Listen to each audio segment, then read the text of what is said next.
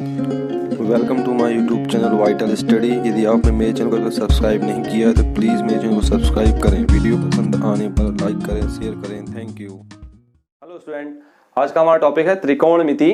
त्रिकोणमिति की खोजकर्ता हमारे भारतीय गणितज्ञ आर्यभट्ट और वराहमिहिर हैं। इन्होंने इसकी खोज 400 से 500 ईसा पूर्व में इसकी खोज की थी।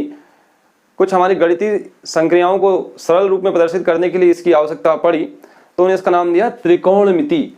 जैसे नाम से स्पष्ट है त्रिकोणमिति, आइए इसको समझते हैं। त्रिकोणमिति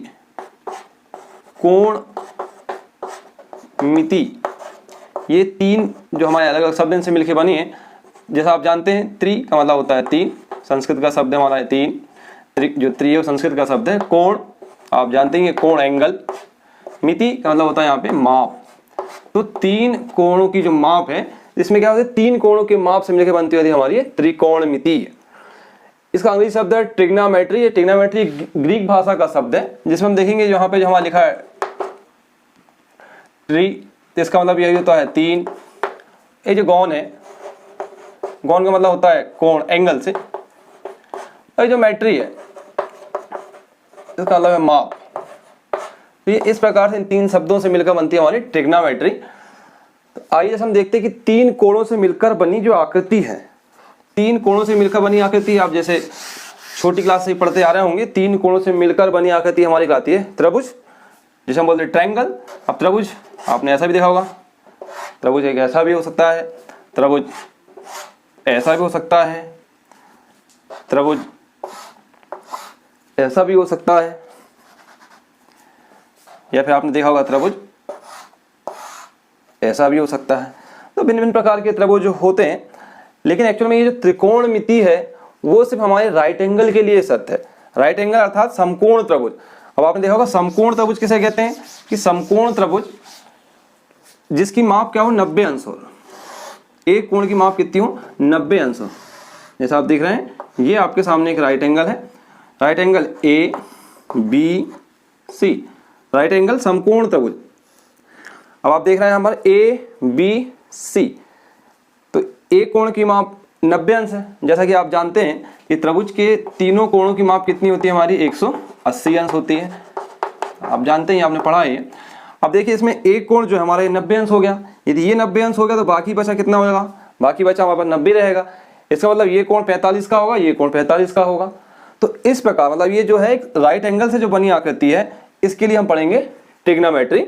तो राइट एंगल में भी हमारे जो एक्यूट जो एंगल है, जिसे हम कहते हैं न्यून कोण, जिसकी माप जो 90 अंश से कम होती है, उसके बारे में इसमें अध्ययन हम करेंगे।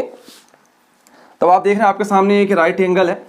अब आप देखिए ये इसके परिवार कितने, देखिए कि कुछ परिवार से मिलकर बना। इस पर आप देख रहे हैं ए है, बी है, सी है, मतलब ये एंगल है, 1 2 3 एंगल हो गए। अब आप देखें इसके अलावा 3 एंगल क्या है, इसमें भुजाएं भी हैं, ए बी है, बी सी है, ए सी है। तो जैसे कि ये भी एक परिवार है, जैसा कि हमारा भी एक परिवार होता है, तो परिवार में भी किसी न किसी कुछ नाम होते हैं, तो हम ऐसे में नाम देते हैं। जैसे हमारे पास ये इसका एंगल ए नाम है, इसका बी है, इसका सी है। अब ये जो है हमारे पास जो भुजा जो हमारी ए बी है, इसे हम क्या कहेंगे, इसका नाम है इसमें आसन्न भुजा। आसन्न भुजा, आसन्न भुजा अर्थात ये कि ये जो एंगल है जिसपे रेस्ट कर रहा है, जिसपे रेस्ट करता है वो हमारी कहलाती है आसन्न भुजा, या इसे हम आधार भी कहते हैं, बेस है ये। अब दूसरी भुजा आप देख रहे हैं ये, अब क्या हमारे परिवार का एक मुखिया है, हम मान लें कि ये मुखिया है, तो इसके सामने की जो भुजा है उसे हम कहते हैं सम्मुख भुजा। आप देख रहे थे हमारे सामने कोई भुजा है, कोई सामने कोई चीज होती है, हम कहते हैं सम्मुख कहते हैं। तो इसके सामने ये सम्मुख भुजा कहलाती है, इसे हम कहते हैं सम्मुख भुजा, या इसे हम दूसरे शब्दों में कहते हैं लंब। आप देख रहे होंगे ये इस आधार पे क्या है, ये लंब है। फिर अब आप देख रहे हैं आधार हो गया, लंब हो गया, एक ही भुजा रह गई। तो ये सबसे बड़ी भुजा है इस परिवार में, सबसे बड़ी भुजा जिसे हम किससे व्यक्त करते हैं, कर्ण से व्यक्त करते हैं, जिसे हम कहते हैं कर्ण। तो अब आप देख रहे हैं हमारे सामने एक राइट एंगल था, उसके 6 अलग अलग सदस्य थे, हम उन 6 सदस्यों का नाम दे दिया। पहला ये था, बी है, सी है, आसन भुजा हो गई, सम्मुख भुजा हो गई, कर्ण हो गई। अब आपस में इनका कुछ ना कुछ संबंध होगा एक दूसरे से। परिवार है तो परिवार में संबंध होते ही हैं। तो वैसे देखते हैं इसमें क्या क्या संबंध है। तो अब हमारे परिवार के मुखिया हम इन्हें मानते हैं, इनका कुछ नाम दे देते हैं। मान इनका नाम है थीटा। तो अब जब परिवार का नाम दिया गया, आर्यभट्ट जी ने नाम दिया पहले परिवार सदस्य का नाम दिया ज्या, दूसरे सदस्य का नाम दे दिया कोज्या, तीसरे का नाम दे दिया स्पर्शजा, फिर जो हमारे चौथा सदस्य है उसका नाम दे दिया उन्होंने कोटिज्या, कोटि स्पर्शजा,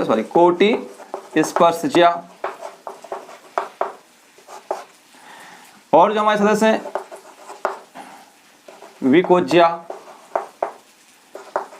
विज्या।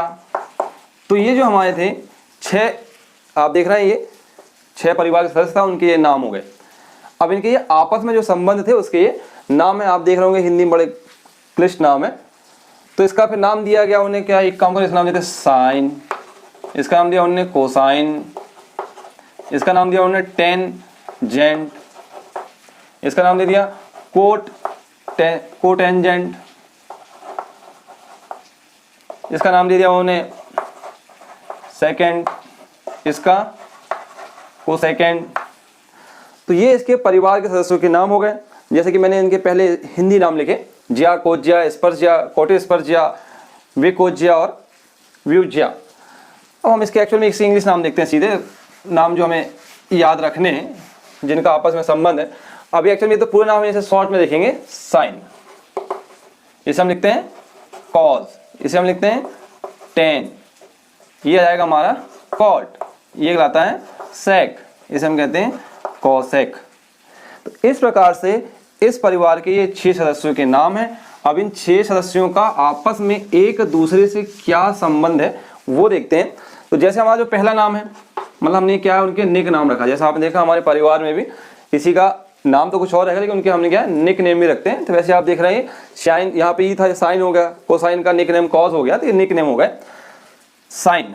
आप देख रहे हैं जो पहला जो सदस्य है उसका इनमें क्या संबंध है, तो इसमें क्या संबंध है। अब हम किसकी बात करें, हमारे परिवार सदस्य ये है थीटा, एंगल क्या हमारा थीटा, हमने इसका नाम क्या दिया थीटा। ये थीटा जो परिवार के मुखिया थे, उसके अलावा बाकी लोगों का इससे क्या संबंध है वो देखते हैं। तो जो पहला संबंध जो है हमारा साइन, साइन थीटा क्या होगा, साइन थीटा होता है हमारा सम्मुख भुजा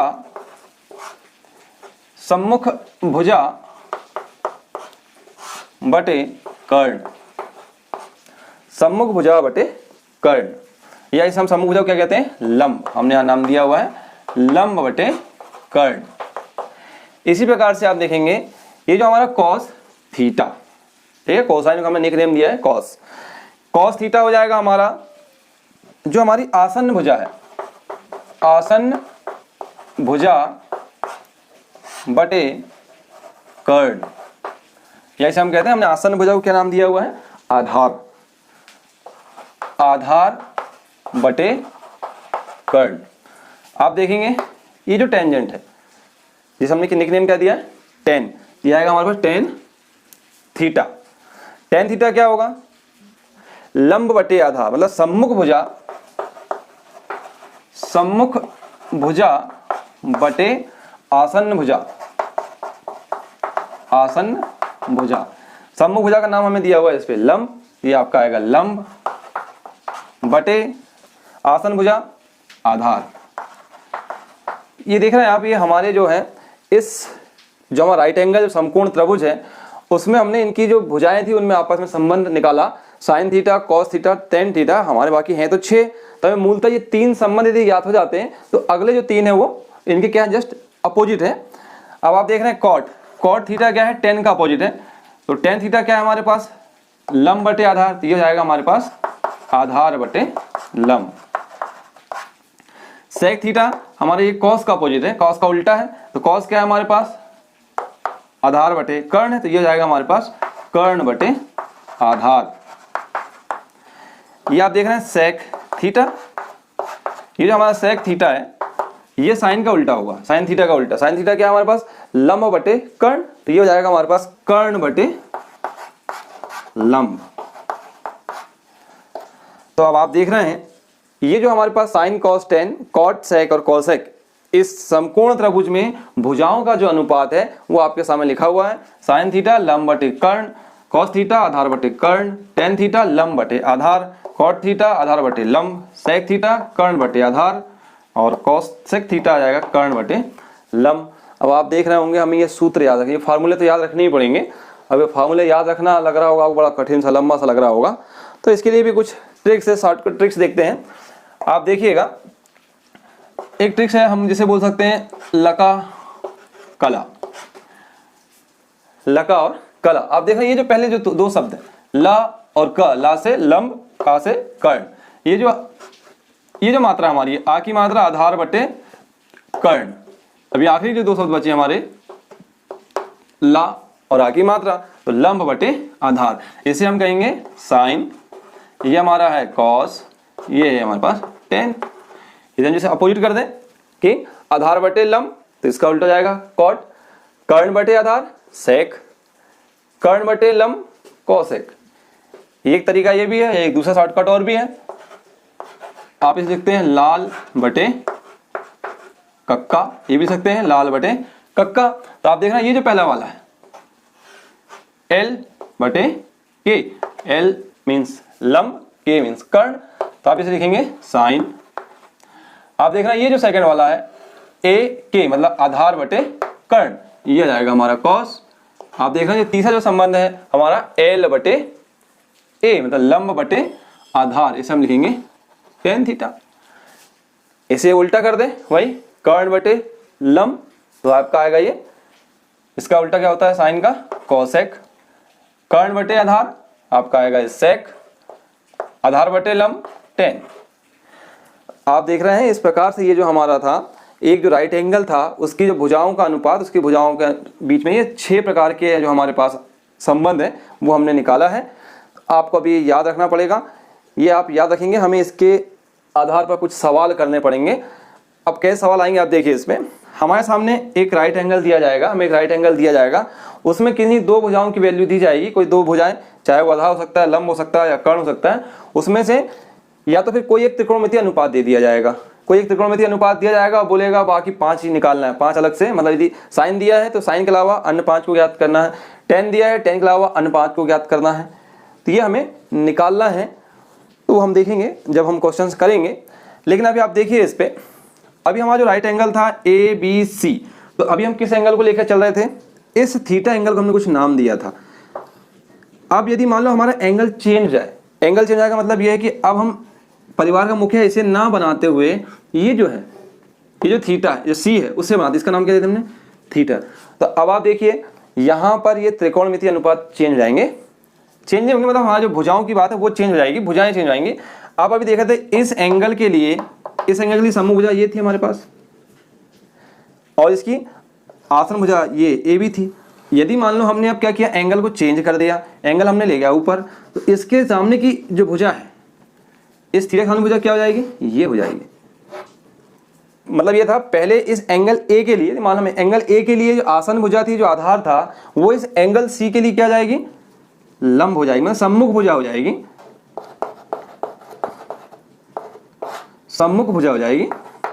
और ये जो ए बी है, ये जो बी सी जो है हमारी, इस एंगल के लिए क्या हो जाएगी, ये हमारी हो जाएगी आसन्न भुजा हो जाएगी। तो आपको थोड़ा इस बात को समझना है कि किस एंगल के लिए।